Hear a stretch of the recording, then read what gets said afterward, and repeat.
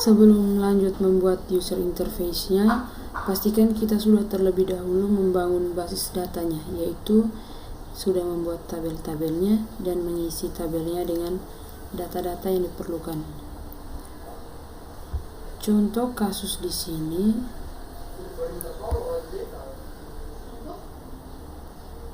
jadi di sini saya sudah membuat database-nya dengan nama DB Rumah Sakit. DB Rumah Sakit ini terdiri dari 18 tabel. Tabel pertama di sini adalah tabel ruang. Jadi atribut di tabel ruang ini ada ID ruang dan nama ruang. Berikutnya ada resep. Tabel resep di sini atributnya itu terdiri dari ID resep, ID rekam medis, ID obat, ID dosis, harga satuan, jumlah, dan ID karyawan. Jadi ID karyawan di sini adalah ID karyawan dari apoteker. Berikutnya ada tabel rekam medis. Atributnya itu terdiri dari ID rekam medis, ID pasien, tanggal pelayanan, ID jadwal karyawan, ID pulih, keluhan awal, ID karyawan. Jadi ID karyawan di sini yang dimaksud itu adalah ID karyawan dari perawat pemeriksa.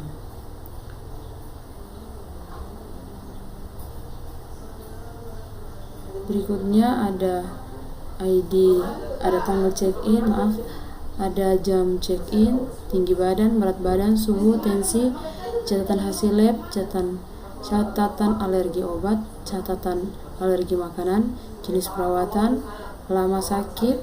Jadi lama sakit ini untuk keperluan rumah sakit. Status perawatan itu berupa surat selesai perawatan, tanggal kontrol, ID karyawan kasir di sini. ID karyawan kasir yang dimaksud di sini adalah ID karyawan kasir. Dan yang terakhir itu ada metode pembayaran.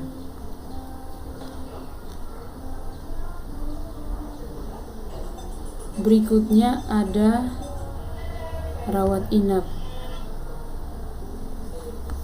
Jadi di tabel rawat inap di sini berisi data pasien yang rawat inap dengan atributnya itu terdiri dari ID rawat inap, ID rekam medis, tanggal mulai, tanggal selesai, ID karyawan. Jadi ID karyawan di sini yang dimaksud adalah petugas pendaftaran dan ID kamar. Berikutnya ada tabel poli. Tabel poli di sini atributnya hanya ada ID poli dan nama poli. Berikutnya tabel penyakit. Tabel penyakit di sini atributnya ID penyakit dan nama penyakit. Berikut adalah pasien. Pasien di sini atributnya adalah ID pasien, nama, tempat lahir, tanggal lahir, jenis kelamin, alamat, telepon, email, dan password. Berikutnya tabel obat. Jadi di tabel obat ini berisi data-data obat dengan atributnya. Yang pertama ID obat, barcode, nama obat, harga satuan, wujud, dan ketersediaan. Berikutnya ada keahlian dokter. Keahlian dokter di sini atributnya ada ID keahlian, nama, dan biaya. Berikut ada tabel karyawan. Karyawan di sini memiliki 10 atribut. Yang pertama ID karyawan, nama, tempat lahir, tanggal lahir, jenis kelamin, alamat, telepon, email, pekerjaan, dan password. Yang berikut ada kamar. Atribut kamar di sini ada ID kamar, nama, kelas, dan harga. Berikutnya ada jadwal karyawan.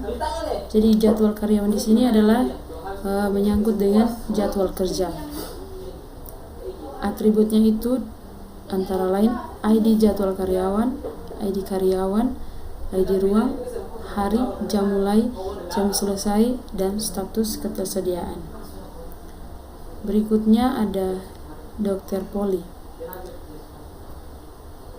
Dr. Poli di sini memiliki atributnya yaitu ID Dr. Poli, ID Poli, dan ID karyawan. Berikutnya ada detail perawat jaga. Detail perawat jaga di sini memiliki atribut ID detail perawat jaga, ID karyawan, dan ID rawat inap. Berikutnya ada detail penyakit. Detail penyakit di sini memiliki atribut ID detail penyakit, ID rekam medis, dan ID penyakit. Berikutnya detail keahlian dokter. Detail keahlian dokter memiliki atribut ID detail keahlian, ID karyawan, dan ID keahlian. Berikutnya ada cek kebersihan ruang. Jadi cek kebersihan ruang di sini memiliki atribut ID cek kebersihan ruang, tanggal, ID ruang, status, dan ID karyawan. Jadi ID karyawan yang dimaksud di sini adalah cleaning service. Di sini di database-nya saya melambangkan dengan CS. Berikutnya ada cek kebersihan kamar. Cek kebersihan kamar di sini memiliki atribut ID cek kebersihan kamar, tanggal, ID kamar, status, dan ID karyawan. Jadi teman-teman, untuk ruang dan kamar itu berbeda. Ruang seperti ruang tindakan begitu, contohnya seperti ruang operasi dan ruang perawat. Sedangkan kamar artinya kamar rawat inap.